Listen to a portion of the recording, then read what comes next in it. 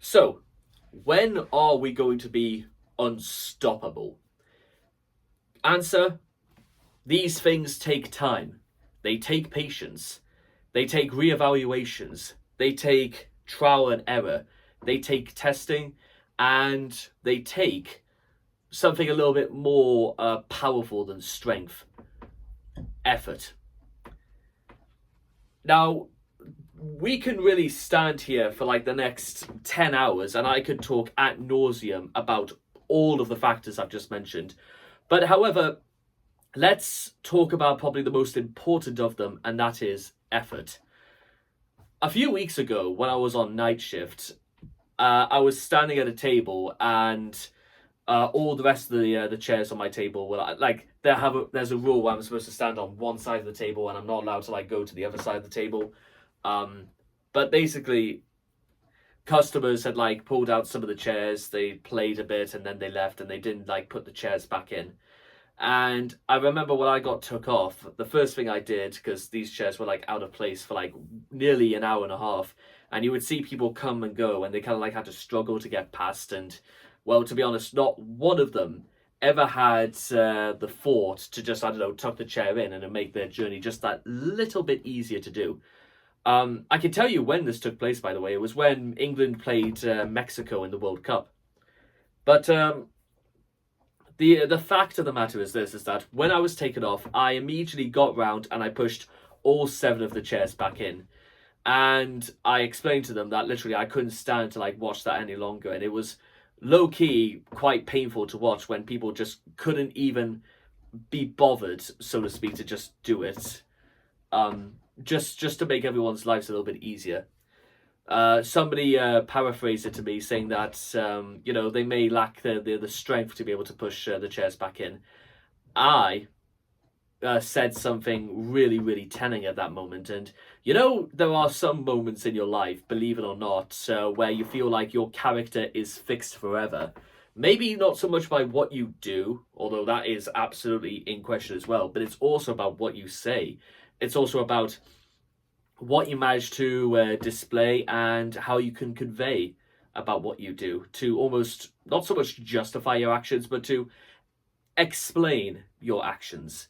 And the explanation I gave was that strength is completely irrelevant. It takes effort to do something as nonchalant and probably not as important as pushing a chair back in. Mind you, with that being said, and bear in mind, this isn't just the sort of thing that happens overnight. This is the sort of attitude I think I've had towards things since I was, well, either 10 or 11 years old. Everything has its place, and everything should be put exactly back where it belongs. It's not an OCD thing. It should be, well, how hard is it to like move a chair back into place, or ensuring everything is where it is, so that the next person knows exactly where A, B, and C are, because it is in cupboards A, B, and C, drawer A, B, and C, etc. So one of the things that I always try to make it as plain as day is that this is not an act, by the way. I've been making videos on the internet now for 8 years, and there's a reason why I do not have scripts for when I do my videos, because everything comes from in here as well as in here. And when both work in tandem, it is, well, quite literally like a tandem bicycle. Everything works as it should be, and everything works like clockwork. And the great advantage of things working like clockwork is that a clock, or watch as the case might be, it only works if every single cog meshes in unison. Things only work when everything and everyone plays their part.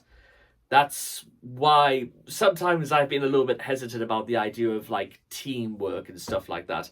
It's because, well, yes, everybody in some small way does pull on the rope. It's just some people do come across, and listen, I've been there as well. I come across as sometimes quite indignant at the thought that I'm pulling above and beyond my end of the rope, and somebody isn't. Now, with that being said, not everybody not everybody is as strong as me, and that's even from even a physical perspective. Because, well, I remember like about 2 hours ago, I had to like lobby like this huge section of carpet from my car to like this container because I was at the dump, and not gonna lie, have you actually ever felt how heavy it is to like remove about nearly 100 yards worth of carpet on your shoulders? It's not exactly the easiest thing to do, especially even when you like roll it up into like a cylindrical fashion. But at the same time, you know what? I am still equal to it. I'm also equal to doing things of probably even equal with stressful measures. Like, for example, twice in my life, I applied for the British Army, specifically for the paratroopers, and as a means of trying to like prove myself that physically I was capable of doing it, I underwent quite a unique series of stress tests in order to show that what happens when I'm pushed beyond breaking point. And the surprising factor about this is that you would be hard pressed to testify to the contrary about, well, what exactly I'm actually capable of doing. You would actually as well be very, very surprised about what you can actually do if you put your mind to it. And when, again, everything works in tandem and everything meshes and comes together. And yet, I still didn't get into the British Army in spite of everything that I did. Not without trying, and not without trying to make my case to the recruitment officers that I had like interviews with during this period, including even I even remember one time when I was like chatting to a PT instructor. Even he admitted to me that it's a tremendous show of will and attitude that, you know what, even if you don't get in, I think what you've managed to display is that you can actually do whatever you want in this world. And guess what? That attitude will carry you a very long way, because maybe it's not about again, you have the strength, but rather if you actually have the effort to bother to try at all. For some people, the thought of showing effort is almost a little too much for them. And well, listen, if you may say that sounds quite harsh to say, but to be fair now, I also do believe that there are plenty of people who live in our current society who are simply not equal to the sort of efforts that are demanded of people. And but well, bear in mind, it's I've and it might be down to very legitimate things, physically or mentally. And I'm not going to start by saying, those people don't deserve a place because they don't pull on the rope. That's not really fair. And you know what? One of these days, I might even dedicate a few videos here and there about, what? There are people who actually need help, and no amount of me saying you and I are unstoppable is going to prevent the notion that just because somebody is told it doesn't necessarily make it true, nor does it actually affect or change anything.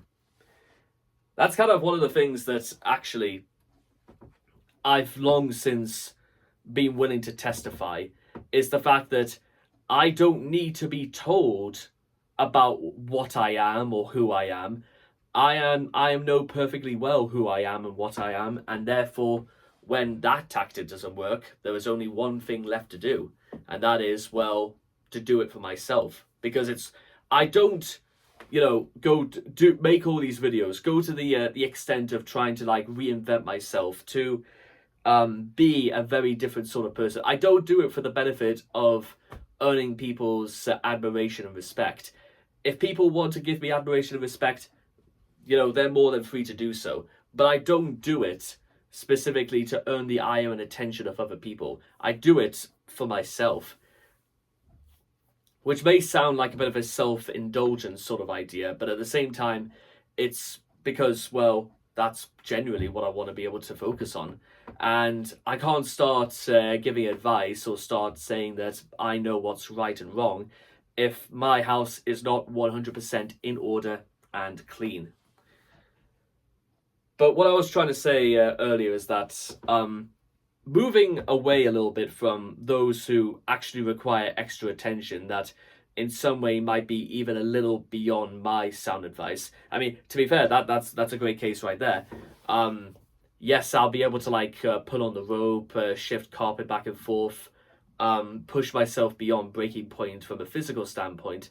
But there are also some things I will admit that even on the surface look incredibly tough and a little beyond my jurisdiction and abilities. For example, knowing exactly what to do for like in an emergency, for example. Sometimes I must admit I feel like I shouldn't be like, you know, exasperated or scared, especially when what my actions might it might result in somebody living or dying. And that sort of responsibility is incredibly difficult. And it's always about the fear of if you make the wrong decision, it could cost somebody their life, or it could trigger a deadly chain of events. And it's the sort of thing that's, well, is incredibly daunting on people.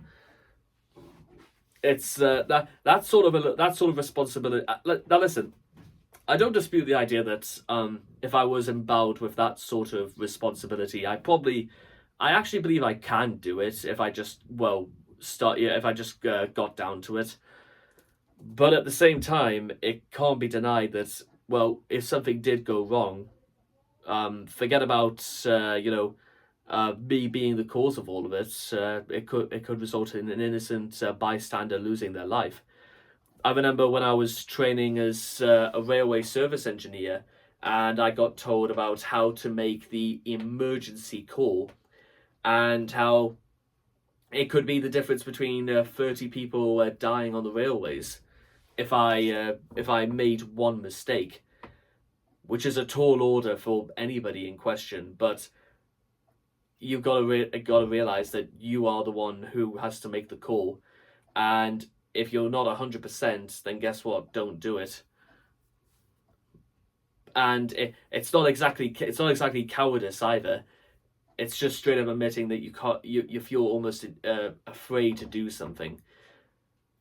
I see how interesting it is when you talk of somebody who brags a little bit about, you know, strength and about a positive attitude.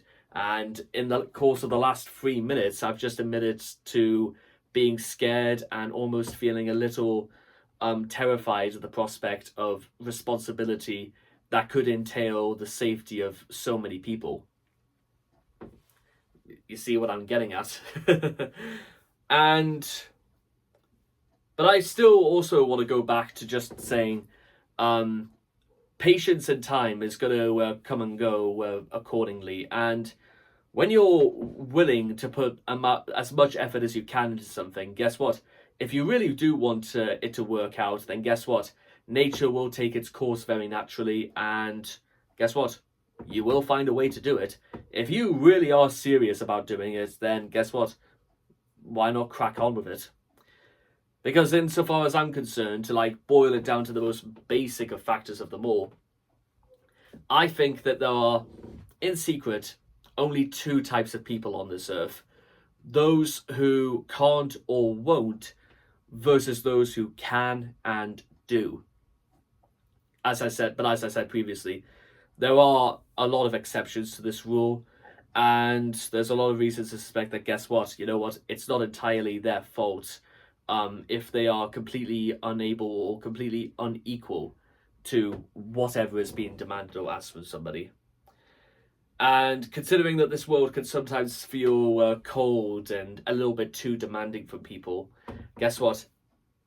It's probably no surprise as to why people probably don't even make it to the first hurdle. However, now is not the time for doubt. Now is the time, once again, to be looking ahead. And once you have like an end goal set in stone or set on a particular date, then guess what? It means the clock is counting down and we are well and truly up against it.